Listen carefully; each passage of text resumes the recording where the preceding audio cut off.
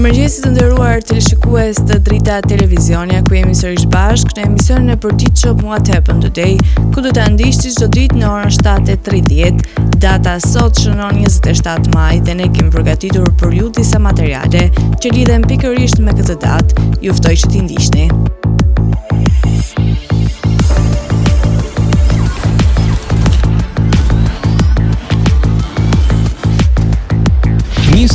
Maj. Ngjarje 1328 Filipi IV kurorëzohet mbreti i Francës. 1703 themelohet qyteti i Shën Petersburg nga Petri i Madh. 1860 Giuseppe Garibaldi fillon sulmin në Palermo, Sicili, si pjesë e Bashkimit Italian. 1895 Oscar Wilde dërgohet në burg për sodomi. 1905 fillon lufta japoneze-ruse, përkatësisht betejë e Tsushimas.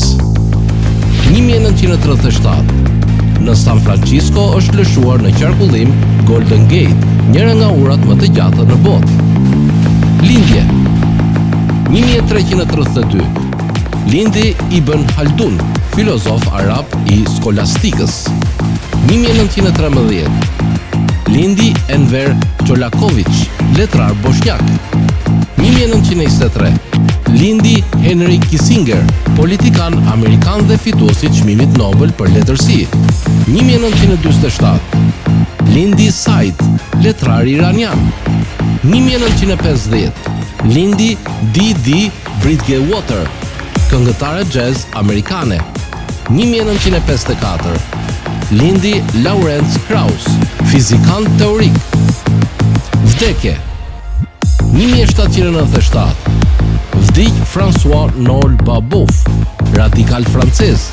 1840 vdik Niccolo Paganini, violinist dhe kompozitor italian.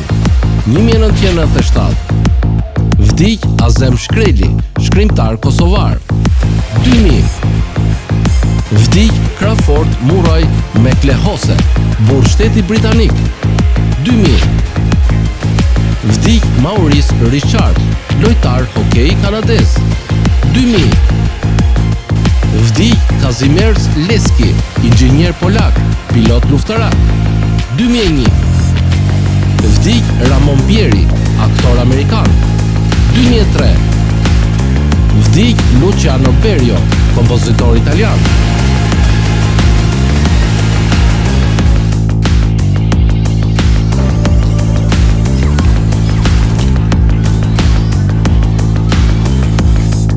Për sot kemi përgatitur biografinë e Helenës, e cila ishte një këngëtare greke shumë e njohur.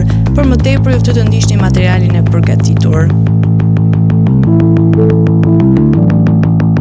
Helena Paparizou ka lindur më 31 janar, këngëtarja personale suedeze, një këngëtar suedez e lindur dhe e rritur në Suedi nga prindër grek. Ajo regjistruar në shkolla të ndryshme arti përpara se të niste një karrierë në Suedi në 1999 si antare e Laiko Muzik Popullore Greke dhe dyshes Eurodance Antique, të cilët morën pjesë në Eurovision Song Contest 2001 dhe më pas u bë popullor. Antique u shpërbë në 2003 dhe Paparizou nënshkroi një kontratë regjistrimi solo me Sony Music, duke lëshuar këngët debutuese me tekst të tingujt laik, pop dhe kërcimi, por në fillim kishte modeste shitjet. Në vitin 2005 ajo përfaqësoi Greqinë në Eurovision Song Contest me këngën My Number One, të cilën e fitoi. Ishte fitoria e parë greke në historinë e konkursit dhe e transferoi karrierën e saj. Albumi i saj u certifikua më pas si platini dyfish nga Federata Ndërkombëtare e Industrisë Fotografike të Greqisë. Paparizou tentoi një karrierë përtej Greqisë me materiale në gjuhën angleze, duke u renditur në disa vende jashtë vendit. 3 albumet e saj të mëvonshme, Pati Logos 2006 dhe Game of Love 2006 dhe Vrisko to Logo Nazo 2008, të gjitha arritën në vendin e parë në Greqi dhe arritën shitit e platinit. Albumi i saj 5 në studio Giro APT Onero 2010 gjithashtu u certifikua platin. Publikimi i fundit i Paparizou para se të largohej nga Sony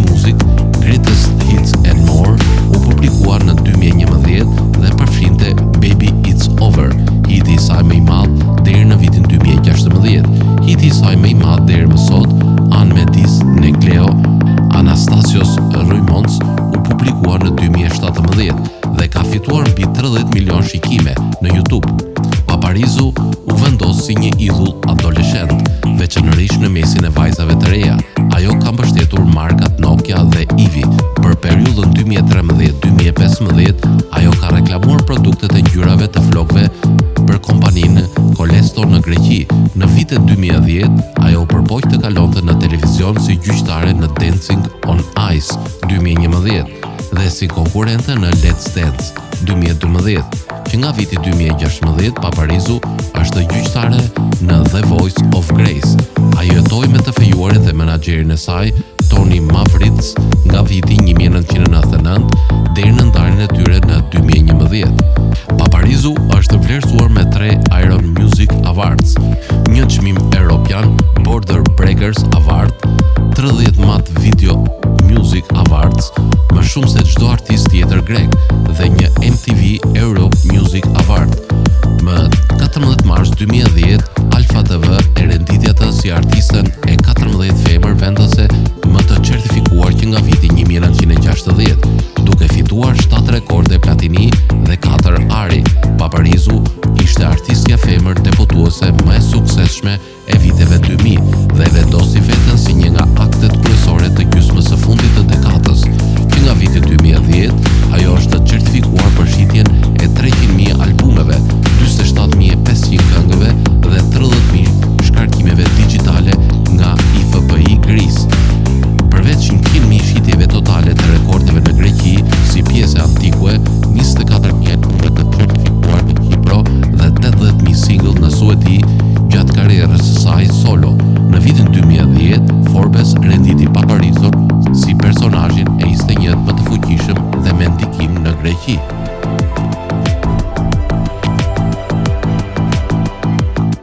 Kalojmë në rubrikën Kuriozitete, ku sot do të flasim për diferencën që kanë gratë krahasuar me burrat në ndjesinë e aromave. Një nga aspektet më interesante të biologjisë njerëzore është ndjeshmëria ndaj aromave dhe nuhatjes. Studimet kanë treguar që gratë zakonisht kanë një aftësi më të zhvilluar për të dalluar erërat sesa burrat. Ja disa detaje dhe arsyetime prapa kësaj dikurie. Receptorët e nuhatjes. Gratë kanë më shumë receptorë të nuhatjes se burrat. Kjo mund të lidhet me diferencat hormonale dhe gjenetike që ndikojnë në funksionimin e sistemit të nuhatjes. Hormonet e estrogjene luajnë një rol të rëndësishëm në përmirësimin e ndjeshmërisë së nuhatjes. Gratë kanë nivele më të larta të estrogjenit, veçanërisht gjatë ciklit menstrual të shtatzanisë, gjë që mund të rrisë ndjeshmërinë ndaj aromave. Perceptimi i erërave. Studime të shumta kanë treguar se gratë janë më të mira në identifikimin dhe dallimin e nuancave të ndryshme të erërave. Në teste ku pjesëmarrëve u kërkohet të identifikojnë ose të përshkruajnë aroma të ndryshme, gratë zakonisht performojnë më mirë se burrat. Gratë gjithashtu kanë tendencën të kenë një kujtesë më të mirë për erërat, duke qenë në gjendje të kuptojnë dhe të identifikojnë erërat e përjetuara më parë me më shumë saktësi. Zgjedhjet e ushqimit. Gratë shpesh janë më të ndjeshme ndaj aromave të ushqimit, çka mund të ndikojë në preferencat dhe zgjedhjet e tyre ushqimore. Parfumeria dhe kozmetika. Industria e parfumerisë dhe kozmetikës shpesh synon gratë për shkak të ndjeshmërisë së tyre më të madhe ndaj aromave. Kjo ndjeshmëri ndikon në dizajnin dhe marketingun e produkteve aromatike. Perceptimi i rrezikut. Gratë mund të jenë më të ndjeshme ndaj erave që të tregojnë rrezik, si erat e dymit, gazit ose ushqimit të prishur, çka mund të ketë përfitime evolutive në mbrojtjen e vetes dhe të tjerëve. Ndikimi i shëndetit, sëmundjet e nuhatjeve. Ndjeshmëria e ulët e nuhatjes mund të jetë një shenjë e hershme e disa sëmundjeve, si Alzheimeri dhe Parkinsoni. Gratë për shkak të ndjeshmërisë më të lartë mund të jenë më të shpejta në identifikimin e ndryshimeve të nuhatjes që tregojnë probleme shëndetësore.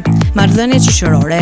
Erërat luajnë një rol të rëndësishëm në marrëdhëniet shoqërore dhe tërheqjet seksuale. Ndjeshmëria e lartë e nuhatjes mund të ndihmojë gratë në vlerësimin e partnerëve të mundshëm bazuar në sinjalet kimike.